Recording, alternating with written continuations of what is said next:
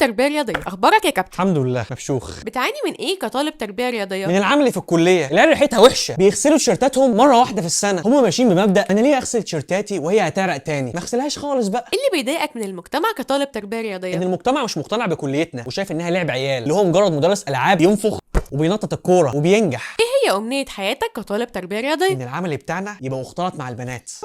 كنت هعشق الكليه، كنت احبها قوي. بتدرسوا ايه في تربيه رياضيه غير نفخ وتنطيط الكوره؟ تدريس وتدريب وعلم نفس وفلسفه وتربيه صحيه وتشريح. تشريح؟ انتوا بتشرحوا الكوره ولا ايه؟ لا انا كده هو امشي. وبما انك في تربيه رياضيه وراجل رياضي فورمه ومهتم بصحتك، تحب تنصح الشباب بايه؟ ان هم يهتموا بصحتهم، اهم حاجه الصحه يا شباب.